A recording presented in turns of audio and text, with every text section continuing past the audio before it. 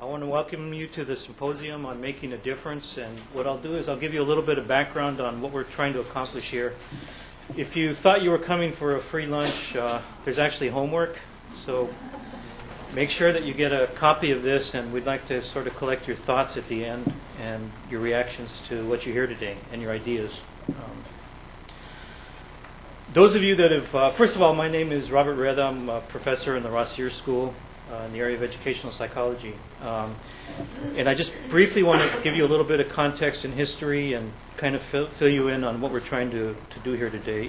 Those of you that have followed the school for the last 5 to 7 years, we've made a huge number of changes, probably more in such a short time than I've seen in any other university in my entire career. So we've got new programs. We met over a long period of time as a faculty, developed 4 themes that have guided us. We restructured the whole school from the ground up.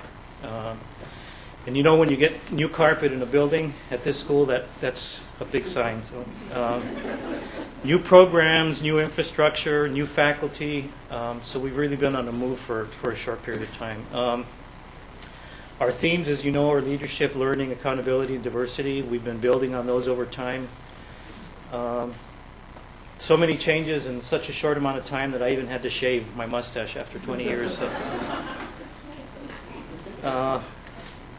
Time now is we're at the point where we kind of need to reevaluate where we are. It's kind of like when they tell you today's the first day of the rest of your life. What are you going to do? So that's sort of the point that we're at. We're trying to figure out what are going to be our next major moves in the next 5 to 10 years. So I think we've made a lot of progress. The 2 major goals are improving urban education, consistent with the university's goal of making or doing research that makes a difference, and also trying to bring distinction and, frankly, increasing the rankings for the school and the university as a whole.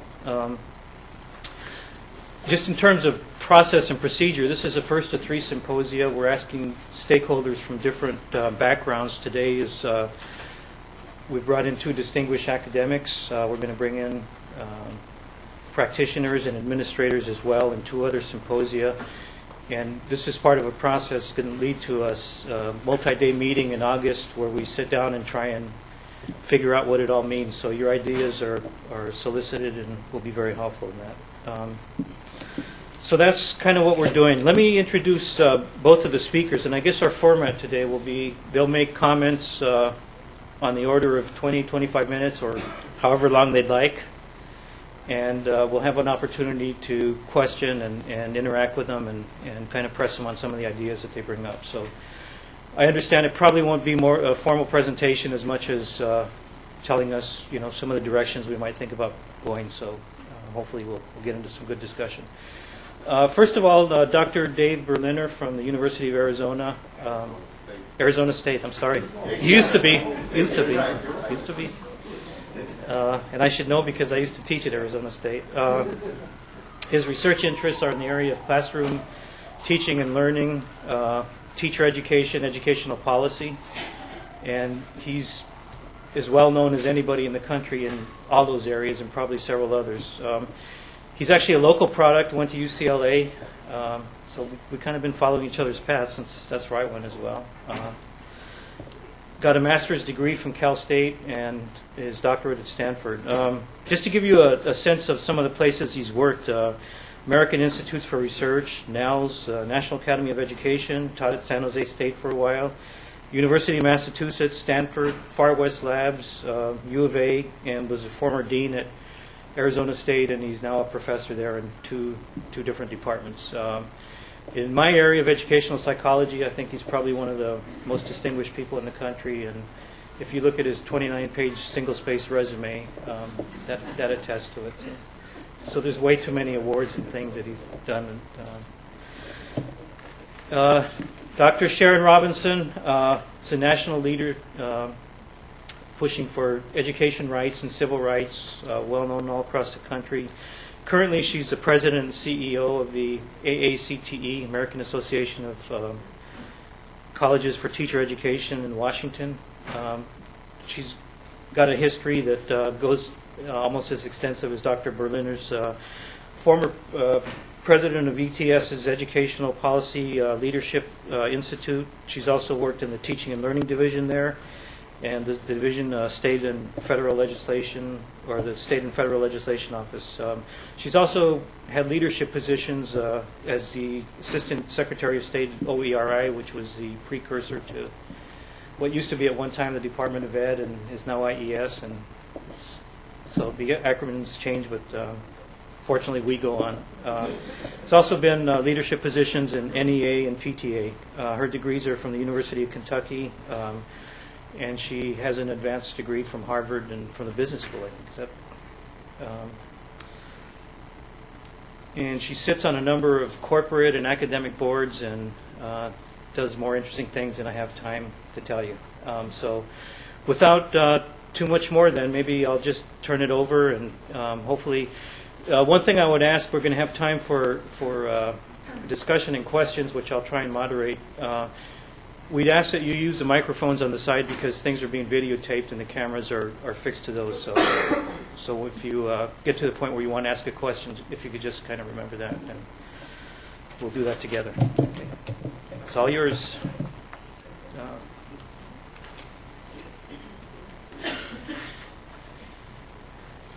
Thank you for the invitation and the nice introduction. I am a kind of a homeboy. I spent a lot of time in California and LA and Bay Area, though I started in New York, as you'll guess quickly from my accent. What I was asked to do was work on some ideas for you as you try to design your urban ed program, and I took that really quite seriously. What I tried to do was work backwards, in a sense. Good idea of backwards mapping. What do I think is making a difference in the urban areas? And then maybe you could figure out, because I had a little more difficulty saying, how would you train people to make those differences? But I took the tack, well, what do I know that could make a difference out there? So I put together ideas for 20 minutes worth. Let's start with number one. Provide more income for the residents of urban settings. There's a nice small task. But I'm serious. I mean, if we start to ask the question, how do you get kids to learn more? The answer, one of the answers is you get their families to have the dignity that comes with work that pays reasonable amounts so they take better care of their kids. We have evidence that that's true. You want an evidence-based notion? Well, if you can take a family of four earning about $15,000 and over the next few years slowly get their way worked up to $20,000, $21,000, $22,000, which they're still desperately poor, the effects on their kids will match what Head Start does in 3 years. Of course, exactly the same. Okay? So one of the things we have to do is make sure that people have the wherewithal to raise their family well. And it seems to me that if we say what tasks do urban leaders, and that's really what I'm going to talk about, urban leaders rather than just urban superintendents or urban principals, what do they have to do? They have to find ways to provide their communities with the wherewithal so that they thrive. We have research that says neighborhoods that have a sense of efficacy are neighborhoods where the schools work. And neighborhoods that have a sense of not, or don't have a sense of efficacy, where the role models are people in trouble trying to make do with some of the vagaries of life, those neighborhoods don't have a lot of role models for kids. They don't have a sense of efficacy, and the schools don't change because of that. The schools change because people have a sense of efficacy, and they know how to get things done. And how do you get a sense of efficacy? You have a sense of a future orientation and that sort of thing. So what do you do? Well, it seems to me that the urban leader of the future in a school system has to push for things, simple things in a way, but if you don't take them as part of your job in urban leadership, you're making a mistake. Environmentalism. Now, why would you say you have to push for environmentalism? Well, the fact of the matter is we've got 1,500,000 kids, at least, in the age group of our schooling, K-16 or so, that have lead poisoning. Lead poisoning reduces IQ. It leads to irritability. It leads to all sorts of problems. We have waste burning all over L.A. The waste burning is not taking place in Beverly Hills. It's taking place in other parts of the city, and the mercury from the waste is hurting people. Now, if we're in urban schools where kids are being affected by lead and other toxins, it seems to me to ignore that is to just let things happen as they have been. And I would argue wages for women. The poor people in this country are usually women with kids, single women with kids. The large chunk of poor people in this country are single women with kids. Well, then how do we allow women to get, 72% or something of a male's wages if they're the ones who are really doing the bringing up? So, I mean, it's not just a fight for equality, which some of us believe should happen anyway. If you're a school person, it becomes really important to say kids need the opportunity to be in families where they have a sense of the future and the dignity of work at reasonable pay. It seems to me that boycotting stores that won't give health care, learning to fight for at least the national health care for children. Every child in this country ought to be covered to age 21. This is silly. It's hurting us. Last year, 21 million kids were out with asthma. 21 million school days were lost because of asthma. I'm going to take a guess. 17 million school days were lost by poor kids and 4 million by wealthy kids. Why do I make that claim? I have a grandchild with asthma. Same problem as a poor kid, except we have breathalyzers, analyzers, medicines. We can stay home and take care of the kid so the attack's gone by noon. We cart him to school, and he gets the rest of the school day. It's very different when you're middle class and when you're poor about what happens to kids with asthma. So we need a national health care, or at least health care for every kid. Now, I say the role I envision for an urban leader, then, of schools is one who's very involved with trying to make their community better. I'm really convinced that the best schools can do will be limited by the communities they're in. And again, I'm not blaming parents or the kids. There are structural reasons poor kids and poor families don't do well, and we need to start addressing those. Their scores go up as a function of their sense of efficacy, and I think school superintendents need to learn how to do that and learn how to not blame those families and kids. We have Ruby Payne running around the country telling teachers how to deal with kids in poverty. And essentially she's giving morality messages. It's all these poor people who drink too much and they carouse too much and they smoke too much. She never talks about the structural problems that hold people down and back. And all we have to do is look at our history. All these Polish people that are in the suburbs now were those same people in the inner cities that we thought couldn't learn. Okay? So, I mean, structurally, there are problems in our society, and I think as urban leader of the future better address those. A second or third thought, healthcare is one, and another thought has to get a little closer to the education issues. And this is to provide time to close the gap between rich and poor children. Notice what I said, provide time to close the gap. I'm going to make an assumption. Rich kids and poor kids can learn equally to the same levels. They don't, but we start with an assumption that they can. Well, let me ask all of you, what do early childhood education programs, tutoring, after-school programs, homework, summer programs, Saturday schools, all have in common? And the answer is they provide time. What do small classes have in common with these? More time for individual kids. Now, they all have their own nuances. You know, a tutoring program is different from a summer school program, and a summer school is different from small class size. What they all have, all of the ones I mentioned, have effects on poor kids. Those kids do better when they have high-quality versions of what I just gave you, early childhood education, and tutoring, and summer programs.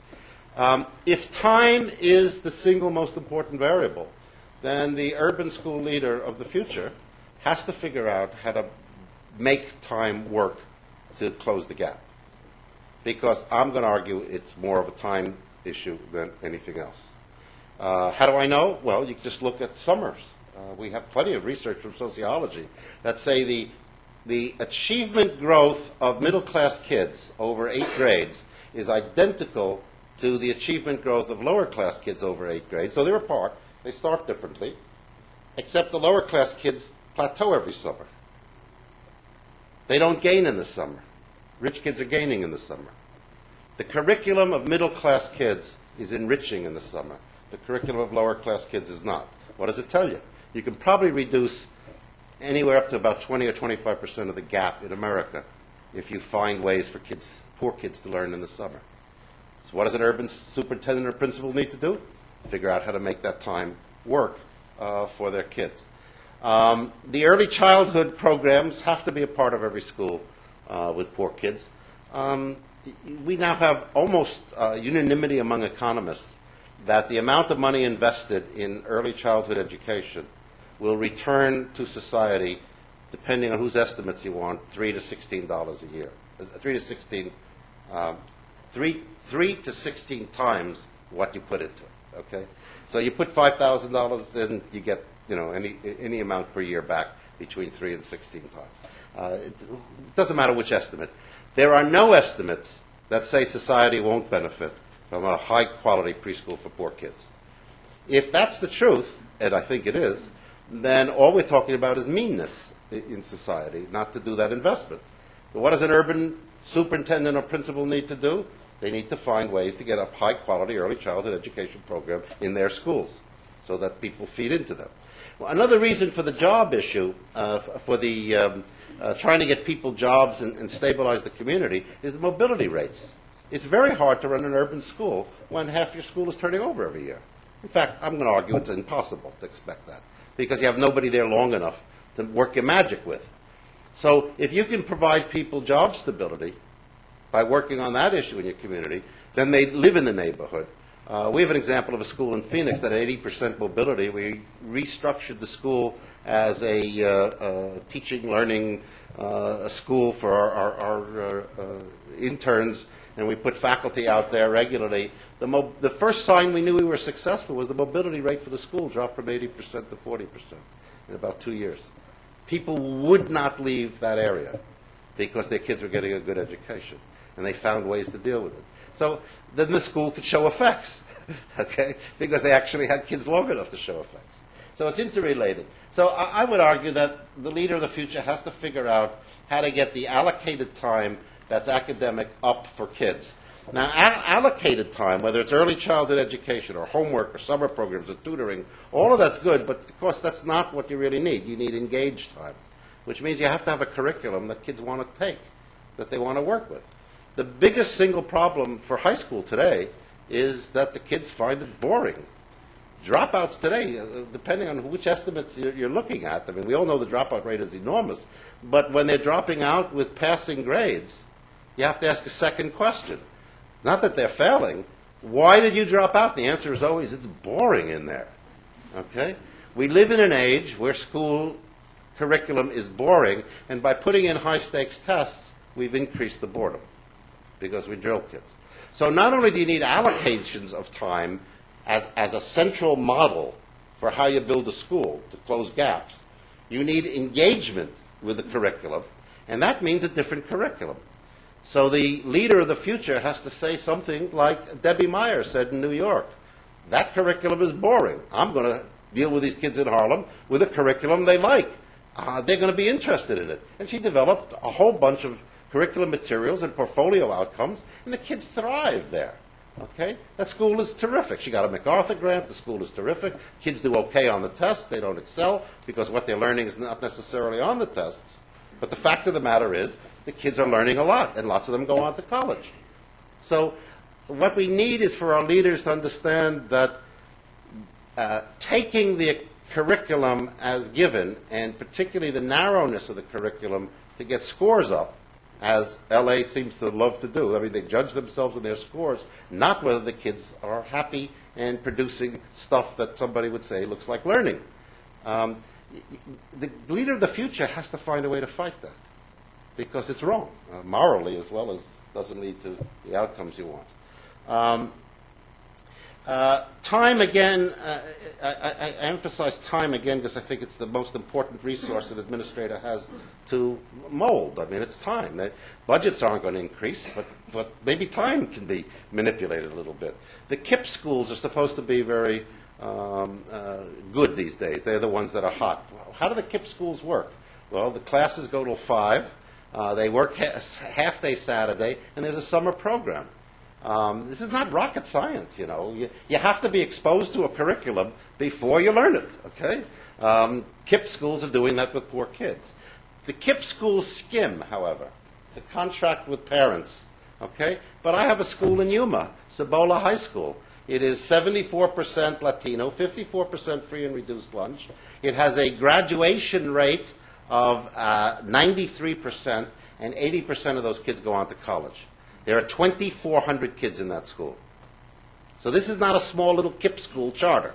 This is a large, not urban, Yuma's hardly urban, but it's a city. It's a city school, 2,400 kids in a school built for 1,700, mostly poor, the sons and daughters of lettuce workers, and they're pulling it off. Now, how do they do it? My wife is studying that now. She's out there, in fact, today. She's trying to figure out how did these people pull off a school that for 14 straight years, not one administrator, 4 different principals, how did they pull it off? It's sustaining it. The answer is a culture, first of all. They've created a culture of success. They also tweaked the system. Instead of trying to get kids to graduate school, they try to get kids to go to college, figuring even if they go for 2 weeks, their kids will go. The notion was they just upped the ante a little bit to get them to college. But the chief mechanism, I think, preliminary results, the chief mechanism of making this school a success is the counseling department. Instead of having like one counselor for 800 kids, they have like one counselor for 300 or 400 kids, and the counselor meets with the kids. Instead of when the kid is bad, the counselor meets with them anyway. The counselor sits with them and says, let me see your program, you're going to college. And a couple of times a year, every kid is assessed, and it becomes a natural part of the system. They created a culture in which kids go to college. And you know what? They show up and they go to college. It's almost not rocket science, but it's not easy to do. But they create the culture. And our administrators of the future have to figure out how to get schools like that started, build those kind of cultures. If you're going to do it with time, you also have to deal with teacher time. The single biggest excuse and problem that teachers give for not changing is they don't have time. So not only do you have to find time for kids, you have to find time for teachers to engage in staff development. And that means the director, the principal, the superintendent of the future has to be somewhat expert in staff development to get teachers talking about instruction. It's very easy to get teachers to talk about who's having an affair with somebody else. It's very hard to get them to talk about instruction. And there are places that have pulled this off. I found a school once in Colorado, excelled. The principal had everybody talking about instruction. Tony Alvarado, while he seemed to have failed in San Diego, he had District 2 in New York change its behavior because everybody was talking instruction in New York. He put all his money into staff development. We now have stuff in the United States coming from Japan called lesson study that looks like one of the most promising ways to get teachers to learn how to teach better with their colleagues. It's not the cudgel of a test to fail them, embarrass them, humiliate them. You sit with your colleagues and you say, how do I do better? An administrator has to provide the teacher time for that to happen. Study groups work in urban areas where people sit and study. Well, you have to have time for them. And again, I would say that's you have to find the ways to build seeking time for teachers into a curriculum for leadership. You have to find ways for people to dump alternatively certified teachers who come through fast-track programs. The urban areas are filled with people like from Teach for America or other fast-track programs. And I'm going to say it bluntly, they're no damn good the first year. Okay? Now, the story's out on whether they're good the second or third year, and it looks like they catch up very quickly because they're smart and dedicated. But they've hurt children the first year. And you can't run a system. You can't ask somebody to go take over a school in which 40% of the teachers are first-year teachers. Okay? Here's the relationship between student achievement and experience for the first 7 years. We have data on this. 10,000 teachers, 1 million kids in Texas. You plot time, experience, and student scores. First 7 years like this, straight up. If you have these people that just cycle in and out, you can't run an urban school. They're like the kids. You can't run an urban. Everybody's mobile. Okay, there is no system, and you have to get an urban superintendent and an urban principal to deal with this mobility of teachers and of kids. Sad part is, after 20 years, the curve goes down a little bit, but we won't talk about that. That's a separate issue. Okay, the notion, I got a minute or two more. The notion that we should have data-driven schools is permeating your superintendent and everybody else I hear. Gibb and I work with an organization that's helping everybody do data-driven schools. It always bothered me to hear about data-driven schools, and I couldn't figure out why, because I'm data-oriented, and you'd think I'd love it. And then I figured out they're studying the wrong thing. It's data about stuff I don't want anybody to know. Okay? If you've narrowed your curriculum, and you've narrowed your instruction, and now you're looking at data about how to do that better, you've sold out education. So these data-driven schools that don't have data on the right things are only going to exacerbate the problem.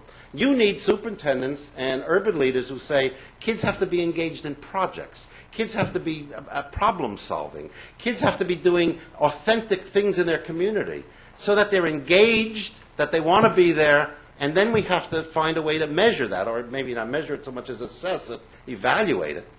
And that's what you need to do, because you want the kids working for their community and connected and liking school. Okay,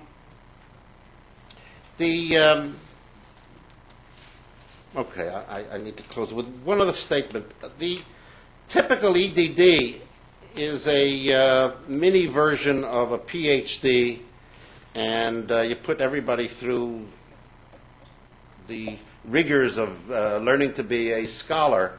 Most school principals and superintendent, we know now that the median number of publications in their life after their dissertation is 0. Okay, so we've set them up for a life they're not going to lead. What do? They evaluate programs, they put in new curricula, they work on solving problems that are real-world problems. I would argue that in your new program, if you do the traditional EDD, I know you're not going to do a PhD, I'm glad of that. You're going to do an EDD, so that's a professional degree. But if you do your EDD to look like a mini PhD, you've made a mistake. And what you need to do is have people solve real-world problems. What's good for the kids is good for the EDDs. It should be real-world problems. So capstone projects, real-world projects ought to be accepted, proof that a professional has mastered their craft. And I would urge you to think very hard about reorganizing that. I got a few others, but I've talked long enough. Okay. So,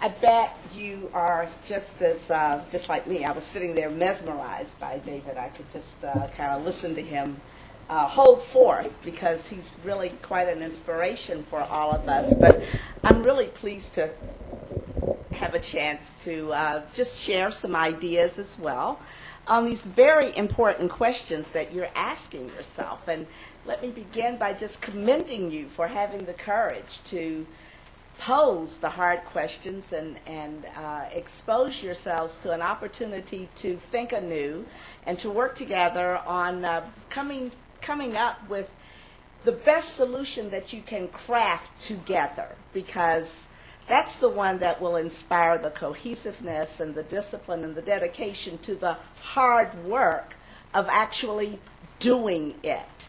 And I think that's the part that is most commendable. Above all else, you have committed yourself to the action required to bring about a set of activities that would fulfill a distinction that you desire, and that distinction is to be a hallmark leading university on the issue of urban education, service to the community that has characteristics that we now associate with urban needs and urban issues. I think David has talked about a lot of the conditions that we normally associate with with students in urban communities, and I'm going to talk about my ideas just a little differently by suggesting that urban communities need people who have solid credentials and a authenticity that will permit them to nurture and develop a vision of a better tomorrow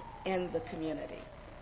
They have to be people who are a part of this community and who bring to the members of the community a reason to work hard on learning, to work hard as it relates to preparing for occupations and jobs that in fact do exist but may require learning on the part of parents.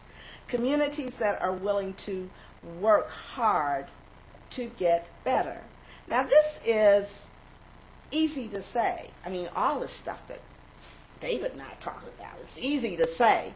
But you have to be very thoughtful about not so much articulating the vision, but how you establish the leadership credentials to, in fact, have that vision become an influence within the community. Another thing urban schools need is competent staff. There are many reasons for the problems of staffing urban schools now, but the one that I think you are uniquely situated to address is the fact that we know we have people in urban schools that would not be qualified, would not be hired in suburban schools. And I am telling you now, I mean, my mantra with the member institutions of AACTE, if your candidates are not good enough for your kids or your grandkids, they shouldn't be teaching anybody's kids. And it's real simple. You see, now that I have grandkids, I'm really, really focused on this. The other question we were asked to think about is, I thought posed very interestingly, how can a private research university, school of education do something? What can a school such as that do that would really make a contribution and a distinction on this issue of an urban program? Well, I came up with a number of things. Let me just go through my list. The very first one is that you could bring a set of a powerful interdisciplinary team of experts to work on these issues together. Now, you are a private university. You are not operating under state-mandated missions and so forth. I mean, I know you are you're part of the state, and you are mindful of that. But you have the opportunity to focus on the mission of bringing the expertise from across your institution to bear on the issues in your community. That is a really rare opportunity, and so I guess I'm saying first you've got to engage the whole of the institution, because what you're going to become is an advocate focusing on the whole range of needs in the community. It is not the job of the School of Education to solve the healthcare needs of the community. But there are experts within your university community who can be put to that task. And you should be seen as a USC team dedicated to the needs of your urban community. So, in a sense, I'm saying take the lead.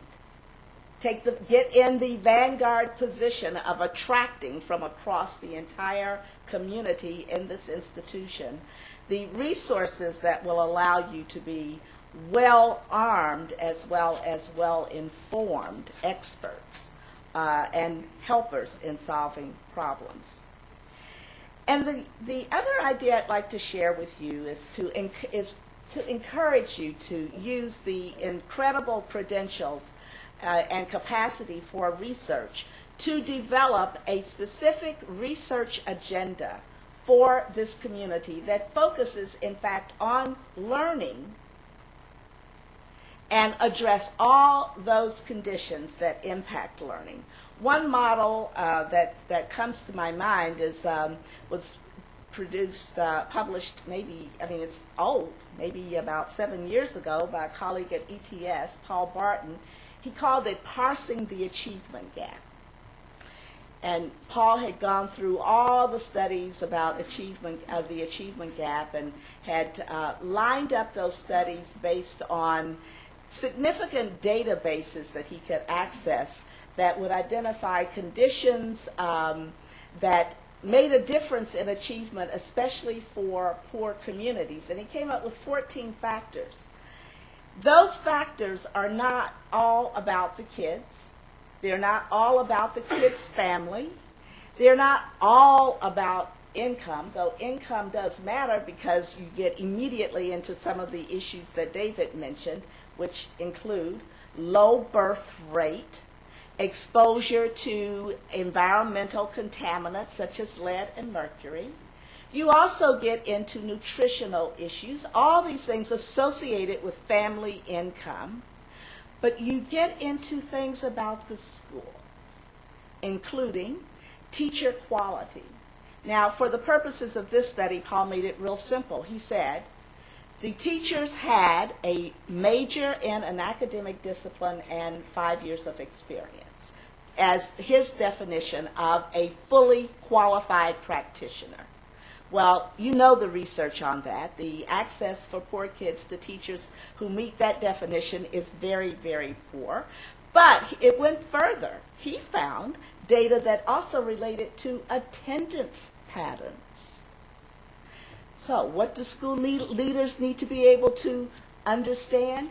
It is all those conditions that impact learning. So I encourage you to consider a research agenda that is organized around all the conditions that impact learning. And ask yourself, what are the resources that this institution, not just the School of Education, but with you in the leadership role, what are the resources that you can bring to bear on understanding how to manipulate those conditions in this community and help practitioners have the skill to understand those conditions and whether they are optimal for student learning or what difference they need to make. And I think the third question is just really, really important. How do you know you will have made a difference? And I don't see the student here right now, but I had the occasion to have dinner with some of your graduate students last night, some of the home scholars. And one of the young women who has an economics background said that she was struggling to really feel that she had a role to play in education and in the ambitions to be focused on learning. And I said, well, you know, that's an interesting observation. I'm so glad you have the awareness of how you're feeling to articulate that, because let me urge you to recognize that you have an enormous opportunity here.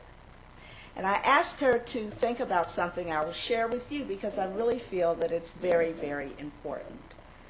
Right now we are captured by the tyranny of standardized testing because folks want to know how you doing. I mean, we want to know how you doing. But if you would focus on and make as one of your unique and particular hallmarks the development of models of productivity,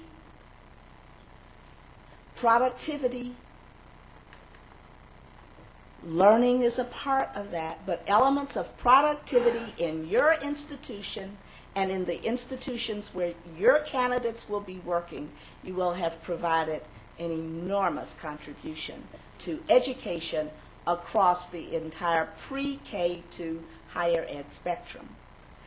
We need disciplines focused on that, certainly including economics, certainly including the mathematicians and the methodologists and the statisticians. But we need the social science researchers involved, and we need to have a healthy debate to discern and develop a consensus about what are the elements of school development, student development, organizational development that really matter, and what will we take as evidence. You see, when we haven't given folks the things that they should be focusing on and can count on and can recognize as evidence of productivity, they give us what they know, and they gave us tests. I mean, that is, certainly not to say that they don't have a role to play, but right now they're doing it all. And so the opportunity to bring to the fore leadership in our ability to document, describe, and share what's worth doing and what does progress look like is really a requirement of the day. I'm going to close by referencing a little book that came out back, I hate saying this, back in the early 90s. You probably heard of it. It's called The Tipping Point. Just remind yourself. What Gladwell is asking us to recognize is the important impact of every little thing. And when I think about the tipping point, I think of every little child that comes to school and every little one of us that finds ourselves in these enormous institutions of learning. We are one worth counting. When there's an epidemic of the flu, a difference in a small number of new cures that is bigger than the number of new infections represents the time when the epidemic is over. So I'm asking you to think about helping us develop the tipping point. The number when we will know, the time that we will know, when the number of students in urban communities are going on to develop and show us that evidence of achievement that will permit them to move into productive citizenship. Every single one represents a win, and we ought to have a system to count it. When you develop that system that helps us understand when we've reached the tipping point, then we will have a model that we can celebrate and embrace and market to other communities that need to do the very same thing. So I've asked you to consider some really big things like models of productivity, but understand that those models will be capturing the important journey of every little one of us as practitioners and as learners. Thank you for inviting me to be a part of this conversation.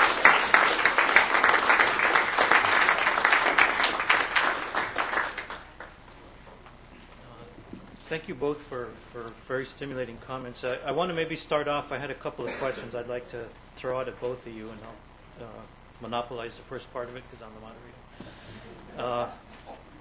First of all, I'm glad to see that a lot of the things that we've thought about and talked about resonate with what you're saying, so I think there's some common vision there. Especially for David, given the things that you described, what would it take to staff a school of ed that did those things? Who should we be hiring? Part of the reason I asked that is because most of us were trained as researchers in big research universities. That's why we got hired. If you don't have that kind of training, what do you do? And I'll throw out the other two real quick. The other question would be, how do we know when we made a difference? And the third thing is, how do you sell it? How do you sell what we're trying to do? So there's a bunch of competing constituencies that don't all see the world the same way. So, Thank you for a nice, gentle question.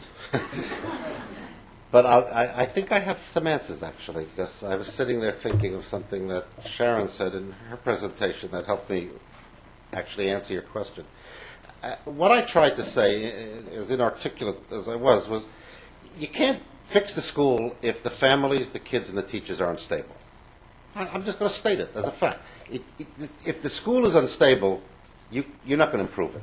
Okay, it's just everybody's in flux. Okay, so the first job of superintendents and principals ought to be to stabilize the families, which stabilizes the kids, and they need to stabilize the teachers.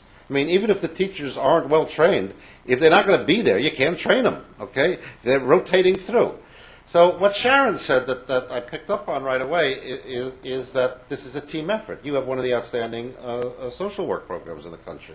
The mistake we're all making in education is the assumption that a school of education can fix urban education. School of education can't do this alone.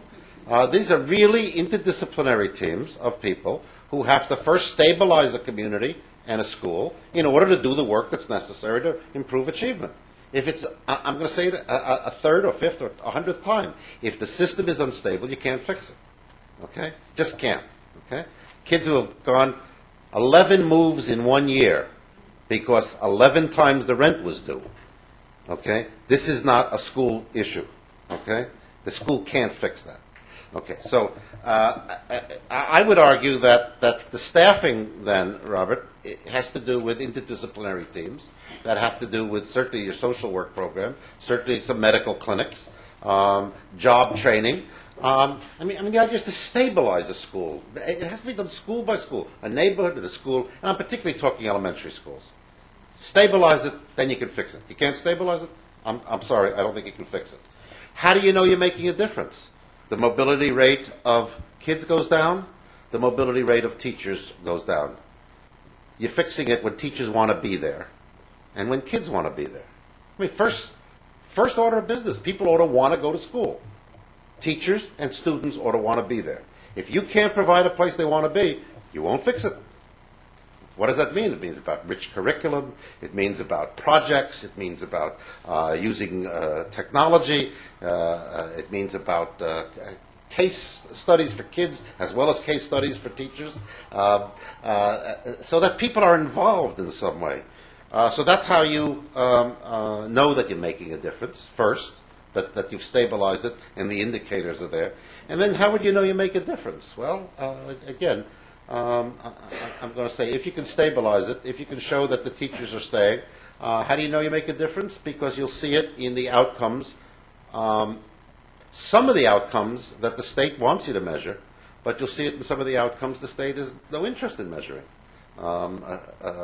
which are that people like it, they show up, that parents are there. You know, we all know PTA groups have gone down over the years. Another old book is Putnam's Bowling Alone.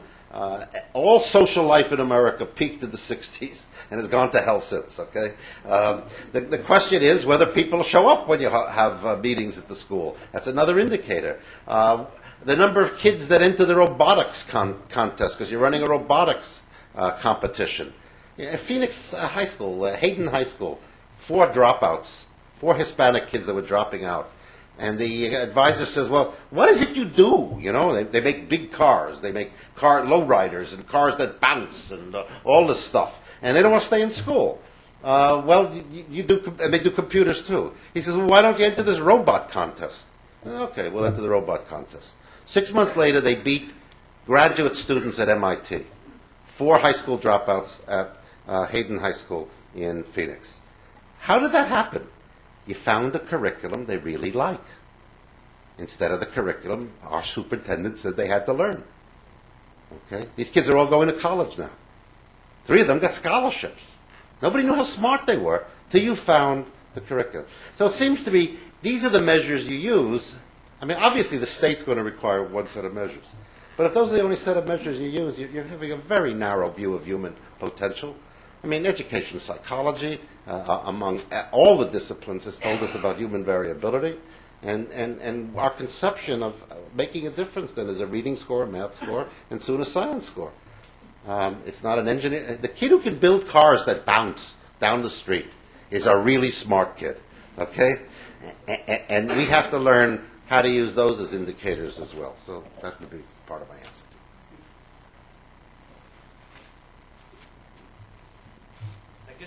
point sort of a free-for-all, so I'd like to get some reaction and extension of your ideas. Could you just use the microphone on the side, please? I have a question for the gentleman. You mentioned about your program, your ideas focused on elementary. What strategies do you think we should develop for middle and high school? An engaging curriculum. The kids are just dying out there. You know, the trick for us now is to get kids in an age where they go home and spend 5 hours on World of War or whatever it's called, and they go to school and sit. You know, this is bizarre. We actually have competition now from a world that's exciting for kids, and to expect us never to conform is to go back to Dickens' time, where people just stood up there and like Mr. Gradgrind, you know, we're Mr. and Mrs. Gradgrind, and you can't live this way any longer. Kids' social lives have changed. I was reading the ACT report the other day. It said kids are not reading at the levels they used to. Well, duh. Are you testing their visual acuity? Have you looked at how their thumbs work? You know? I mean, we're actually holding to a model. I mean, I'm the last person in the world to say literacy is unimportant. But if you live in a culture that's running differently, you can't expect the literacy scores to stay as high as they were. They've got to change. And the question is, can we find ways to integrate some of these wonderful games that are now educational instead of, what we're doing is having teachers working with scripts to kids. We reap what we sow. This is no good. So at the high school level, I think the leader of the future will find ways to make that curriculum engaging for kids. If it's engaging, they will learn a lot.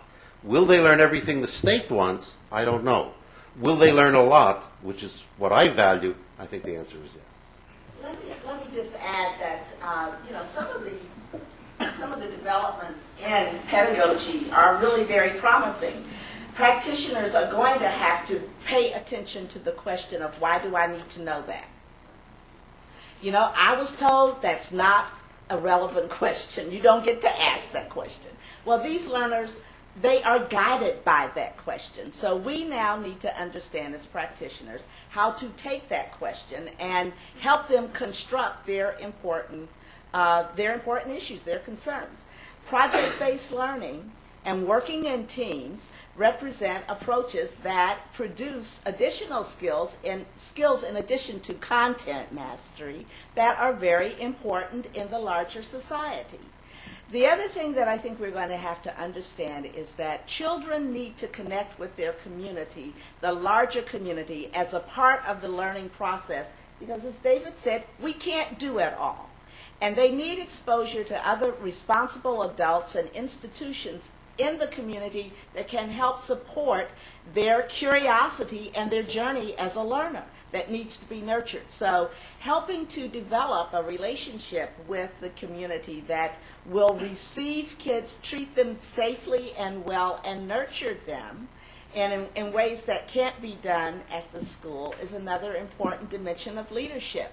So we're talking about a vision of this institution that is really quite different from, I'll just say, the one I experienced, and probably the one you experienced too. But it's the one that is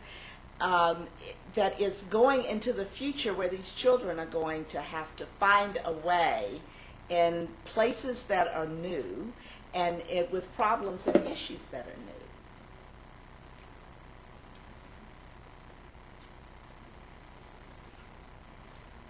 Can I get you to use them?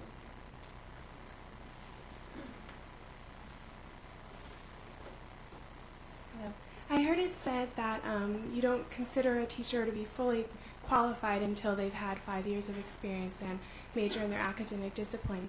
What kind of advice do you have then for first-year teachers like myself who don't want to fail their students, even though they may not lack, even though they may lack the experience necessary? I mean, that dedication to professional efficacy is already developed as a part of this program. It's a very important feature of being a professional. I think you need to recognize what your skills are and be very thoughtful about the impact you're having on student learning. Be very open to recognizing when you have met you've come to a place that you don't know what to do next. Don't keep doing what's not working. Understand that you are a part of a team, and as a first-year teacher, the most important thing you can know is when to tell it's not working. So you can reference other things that you know and reference other resources that should be at hand to support a first-year teacher.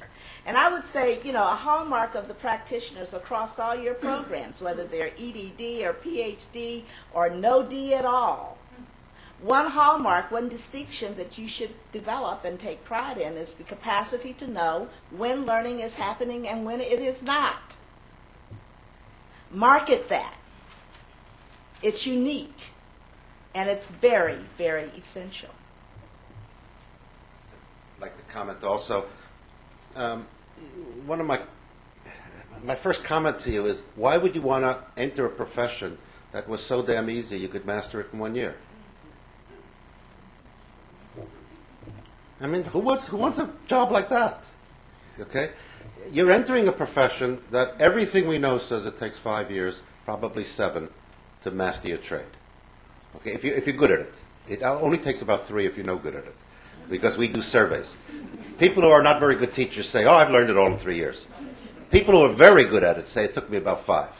Okay, and we have statistical data that says it takes 7 on an achievement. So what you're doing is entering a very complex line of work, despite what your parents may tell you. Okay, since it's a very complex line of work, you can't learn it in your first year.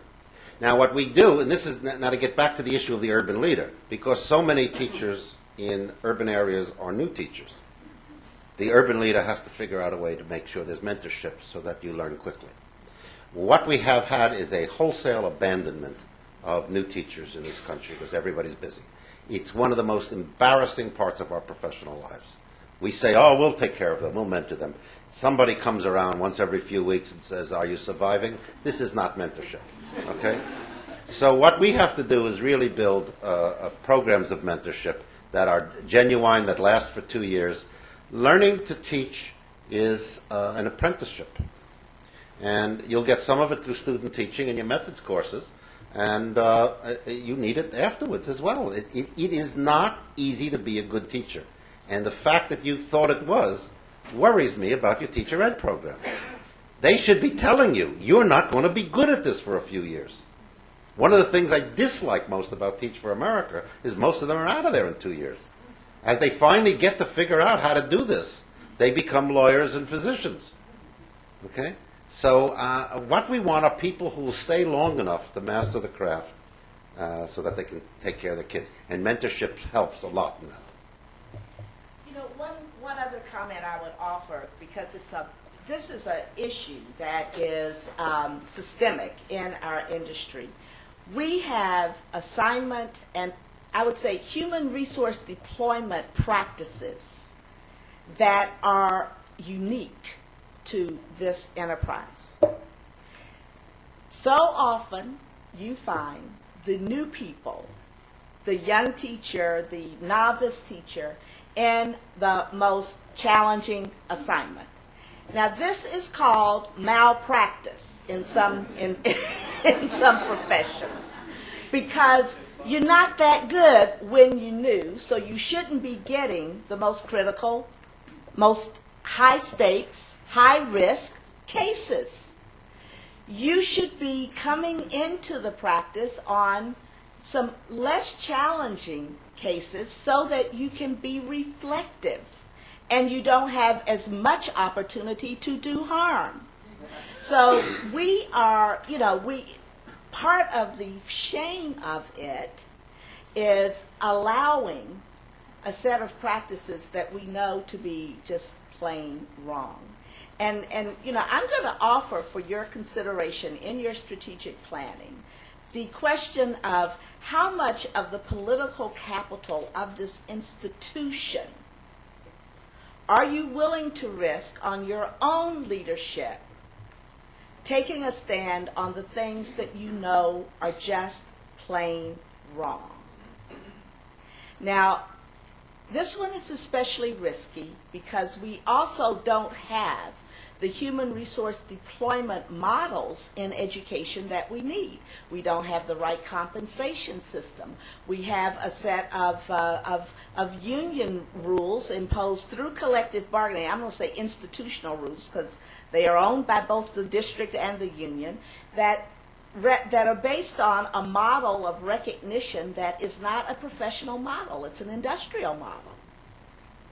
So we have some things that we need to correct and rationalize and make coherent in terms of the human resource policies in the work that we do. And just because, you train them here doesn't mean that you can take a distant view of it, because what they reach out, what they encounter will impact how successful they are. So this is a biggie.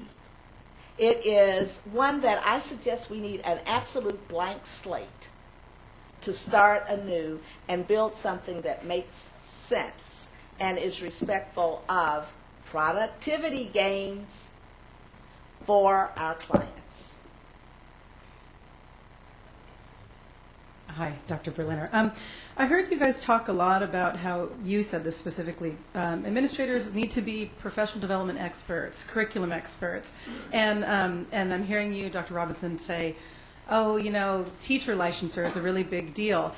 One of the cornerstones of our program, my leadership professor is actually sitting in the room right now, so I have to not embarrass myself in front of him. But one of the things that I learned in his course was that you have to have the courage to stand up and lead an urban school. And I'm just wondering if you're thinking, either one of you, should there be a focus on how we actually train administrators? Do we need to refocus that? Instead of it being, personnel, these, what did you call it, human resource deployment practices, which I find funny. Do we need to think about that and change the way we train our leaders so they can go out and lead schools? Because I work down the road from here, and we got a lot of issues that need to be dealt with, and really, really soon, or else we're going to be in a lot of trouble. I think one of the most important skills of a school leader is the ability to reach out and access expertise to bring to the problems at hand. We have, in education, we kind of create a special, all our own principle and set of practices when, they develop some of these ideas in other professions, in other practices. We need to reference some of the knowledge about, how do people get set up to do a good job, to be successful? That's the question that any manager has before them. It's creating an environment where people can do the work that they are trained to do. And so much of what is known about addressing that management challenge, which is the same challenge that a principal faces as a project manager in any industry, as a manager in any enterprise. You don't have to learn something new that's been invented for education. You can learn what they've been learning that was invented for people who have the requirement to support and improve productivity, whatever that is, in the work that you do. The question is, how do you deploy expertise? How do you assign it? What role do you give it to do? And putting an expert teacher in a room with X number of children, just the same as you do with a novice teacher, is not what they do. That is, that they call it, there's a word for it, it's called sub-optimizing. And in my parlance, it's just plain old immoral. It's underusing an asset. There's even a parable about it in the Bible. Yeah, the courage issue is an important one. We have a system where courage is needed, but it's a system that also beheads those with a lot of courage too.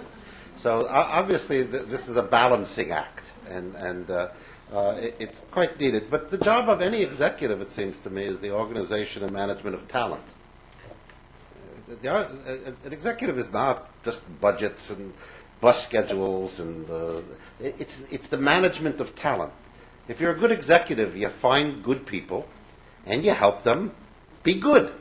Okay, whether it's the person doing the class schedule or the bus schedule. I mean, that's what a manager does. And occasionally you have to stand up and try to change the system, but sometimes it's easy. We were just talking about the mentoring programs. It takes about $2,000 to hire a new teacher in most urban cities. It takes about $1,000 to run a mentoring program or less. We're running them in Arizona at $500 per teacher. Now, it doesn't take a lot of courage to stand up somewhere and say, you're all stupid, okay? You can save money by investing in high-quality mentoring. I mean, that's simple economics, okay?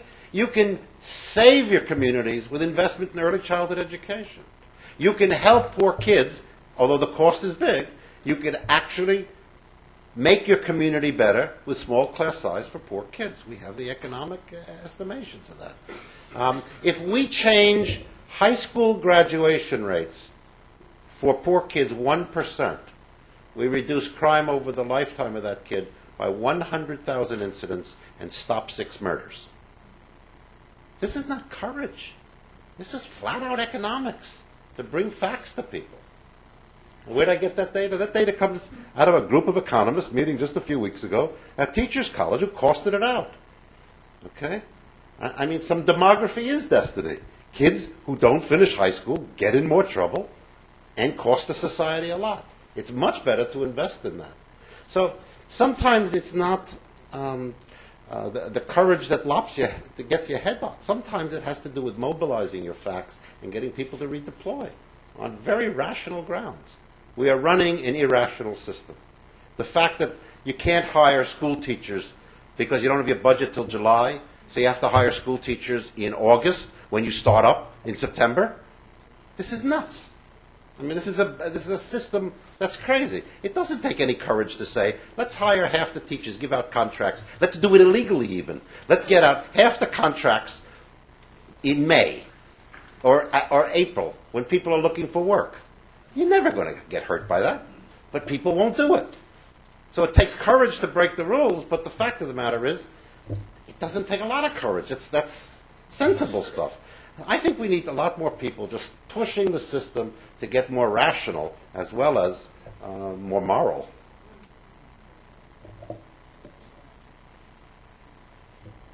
This question actually relates to some of the things you just were talking about, particularly Dr. Robinson's work on professional development for novice teachers. And so the question's for either one of you. What role does the university play, and what would you recommend in terms of models for professional development for new teachers in the field, particularly after they finish our teacher preparation program here at the university? I'll take a first crack at it because when I was dean at my college, we put in what we call the BEST program, Beginning Educator Support Team. And we just decided we can't turn our teachers loose. It was immoral. We just throw them out there and nobody's mentoring them. So we needed to figure out a way to invest in them. And we got some money that I shook loose from the internal budget, and then we started selling our program to some districts on a half-half basis, and now we have some districts paying for it, and we put the support team out there.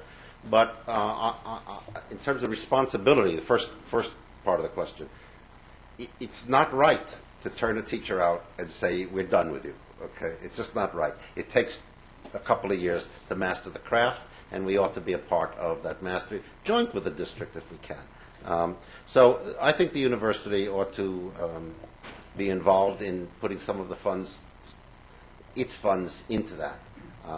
We figure we can do support work for about $500 a teacher at ASU, and that's pretty cheap. But we have 6 people out there. It costs us about $3,000 to provide a supervisor that gets out there, visits them regularly, does the hand-holding, does the curriculum work. That's not a lot of money. And the state of your state has been very good about trying to do mentoring programs. And the program at Santa Cruz, the new teacher program, is probably the best in the nation. We modeled some of our stuff after them. The question is whether the university believes it's through with people the day they get their degree, or the university says we have a continuing interest in their growth. And I would argue that the latter is really where we ought to be.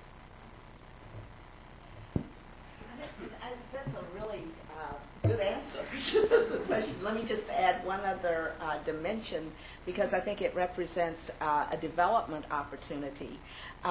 Documentation of teacher development and practitioner development is something that is, let's say, it's in the very early stages, and we need to.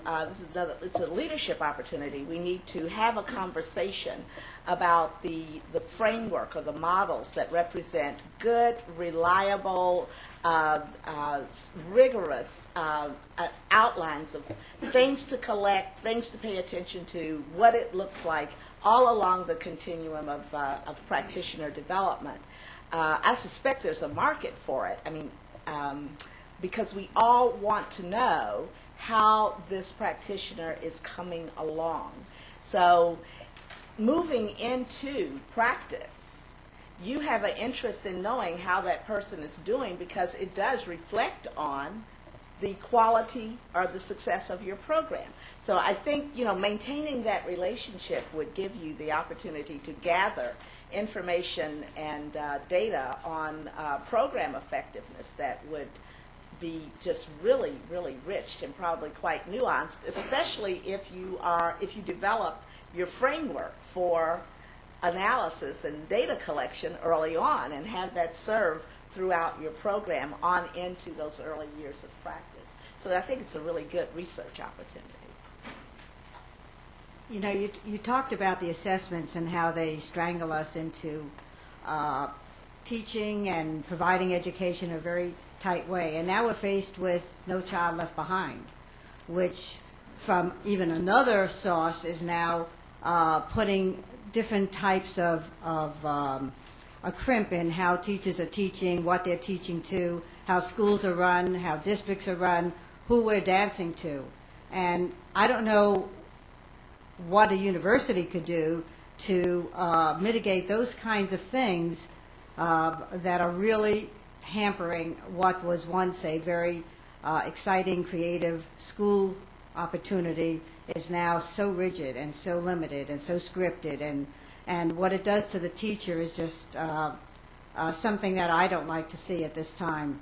I've been principaling for many years and teaching for many years, and I've never seen teachers so tight, having to have scores from children who can't even speak English, having to have scores be accountable for children who are in special ed programs, and they're there because they're 2 or 3 years behind, and yet their scores cannot measure up. So although we're trying to get everybody to do better, I'm just so worried about the kinds of things that are coming from organizations, from the government, from so many different disciplines that are really against what we're trying to do. So I don't know where your thoughts are on it. Let's go back to the issue of courage. I have it, but Well, I but don't not doubt it. everybody does. But what I wanted to say is, I think the leaders of the future, the urban leaders you train here, have to be able to discriminate learning environments, teachers who are producing learning, teachers who have engaged students, teachers who have classes that are really working well. Notice I never mentioned the test scores. And it seems to me that you have to be able to turn those teachers loose.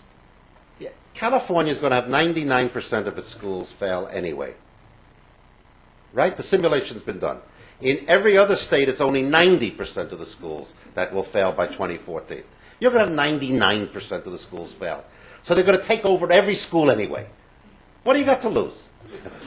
Okay? The whole system has to break down very soon because it's completely bizarre. So it will break down. It seems to me, if you don't have a principal out there who says, I have 20 classrooms, and these 10, 11, 12 are doing just fine, and I need to work on these 8, if that principal can't make that distinction, then you got a problem. Those 12 out of 20 that are doing fine, you know what? Leave them alone. In fact, hug them. You know, go in and have a drink. We have to start doing some work like that. In the classes that are not working, we have to work with our teachers. Through staff development, which is why I emphasize that, or we get rid of them. I mean, we also have to have more option there. There are some bad teachers out there. I defend teachers. I like schools. There are some bad teachers out there. Sometimes it takes the courage to go through 2 years of trials and dump the person, okay? I mean, I was a dean. I actually fired somebody. Unheard of, But once in a while they cross a line and you got to fire them, So that's courage too.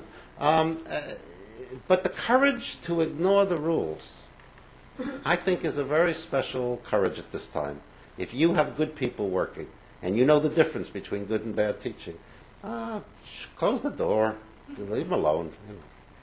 That's my advice. But getting back to the issue for USC and its training, you have to have people who can say, these people are doing good and these are not. They can recognize good learning when they see it. That means they have to visit classrooms. The school principal who is not in classrooms cannot make those decisions. Okay?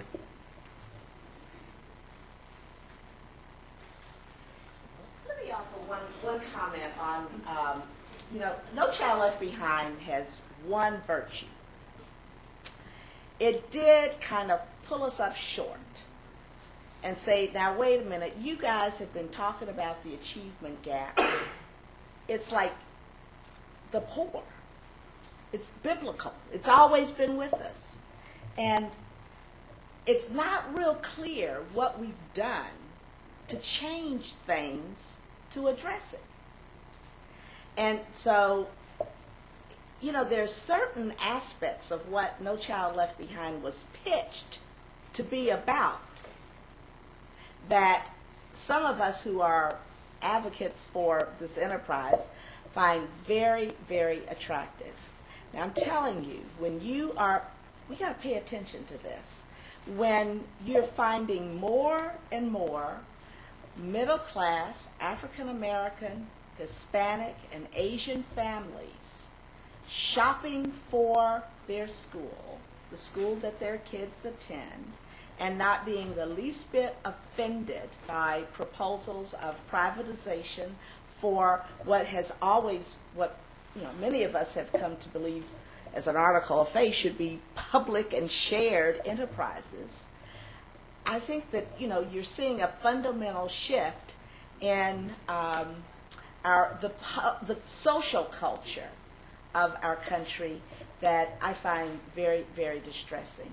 And this is all coming about because these groups continue to watch schools that have high concentrations of people like they are and kind of used to be not doing well. I mean, they look at this and they say, I'm not putting my kid in that. I would, another standard that you might want to consider are the urban schools in your community where you would send your kids. Say, but for, the convenience of transportation. Or better yet, are they so good that you would embrace the inconvenience of logistical considerations to have them attend?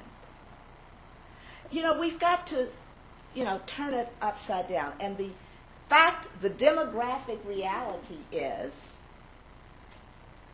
who's coming to school by 2020? 6 million more students from Hispanic families that may not have English as the first language spoken in their homes. Over 1 million more African American kids. Over 1 million more Asian kids from Asian backgrounds, and almost 1 million fewer kind of native white kids. Now, who's coming to school is also going to be poorer. Mean family income is going down in this country. So we get to now teach the people who are coming to school. You are training the practitioners to work with those folks that we used to think it was okay if they didn't thrive in our schools. So, the kids who were left behind, that's all that's coming. They're coming in bigger numbers. So we have to understand how to help them thrive. Otherwise, there will be no basis for maintaining this enterprise. So I think we want to get real good about productivity measures, including the test, and have that be the least of it. I have visited many, many schools, some of them in this state, where students are loving learning. They are doing well. They're doing project-based learning. They're doing internships. They're doing accessing information on the internet. They're working in teams. They take the test as a matter of course. And they get selected. They go to UC schools. They go to USC schools. Poor kids, minority kids from these backgrounds that we all have been so stymied. They're doing well. And No Child Left Behind is not the straitjacket for them that it seems to be in some other situations. So I think we have to, Maya Angelou has a philosophy. She says, if you don't like something, change it. If you can't change it, change the way you think about it. Now, you might not be able to get out from under the test, but the test can become, the least of it, a matter of course. And I think as we get more advanced in the use of technology, we ought to be given the test all the time. This state ought to move to a system of almost transparent, continuous data collection on student achievement that's identifiable so that they can produce a report for accountability purposes anytime they want. And you in the classroom and at the school can produce a report on student achievement anytime you want, because you need to know when to make an intervention. So instead of being stymied by the limit of the vision in No Child Left Behind, let's develop a vision for how assessment should be used, because we want to be accountable for student learning to ourselves. So the question then becomes, how do you use assessment? And do it in a way that you can produce that state report by pushing a button, not by stopping instruction. So that's how we would get if we just change the way we think about it.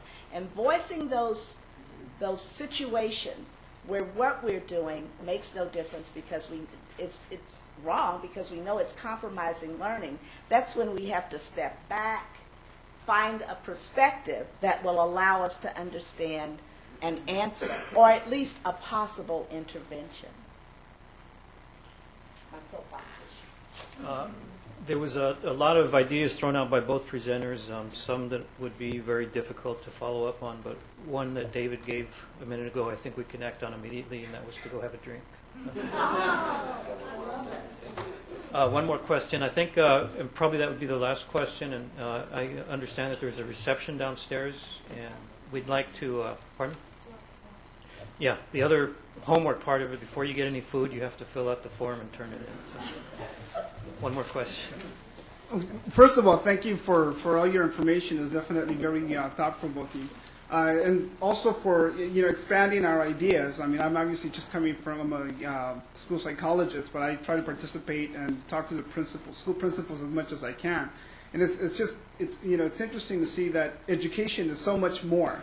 But it's when you go to the schools, you definitely see how focused, how narrow-minded education is. And I tell you, I tell people all the time, people really want to do good things. It's just that it's difficult to see if what is the right thing. What are the things that are going to work or not? But my question to you is something that is actually a trend. I work in LA Unified, and we have two trends. One is that our mayor is currently trying to take over the school district. So that's one extreme. The other extreme is that the other aspect is that smaller schools or private, organizations are trying to take over schools. My question to you is, what are your thoughts on those two, those two new approaches, or approaches that are kind of taking turn again?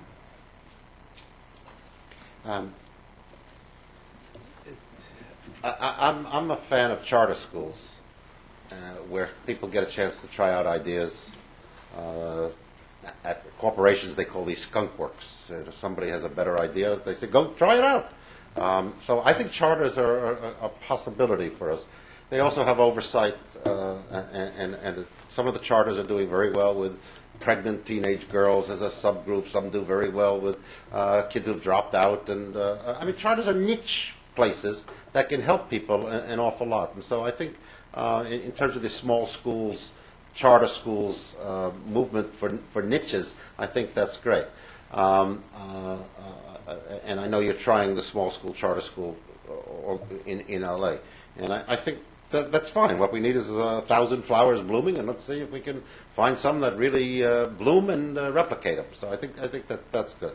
I want to say again, that ties to my notion that you cannot fix the schools unless you have stable families, stable teachers, and stable kids. One of the advantages of charter schools is you connect community, you connect people. Well, virtually all the charters have parents involved in ways that the publics don't. And so you have stable families, stable kids, and stable teachers. You've built a community. And I'm going to argue that the big problem in the public schools is not the big problem, the first problem to face before you work on teachers getting better, kids getting engagement, integrating technology. You got to have a stable system. You cannot fix systems where you got 80% mobility in the school and 120% in the classroom. And I saw a classroom with 120% mobility. And then they're going to say the teacher's not doing her job. Well, she had 3 kids there from September to June. The rest had come in and come in again. This is the system. If you're talking a system, it has to be coherent. So the best advantage of the small schools and the charter schools is they bring stability to the system. Maybe then we can do something about it. I'd like to thank both presenters. Thank you all for attending. Remember that this is one of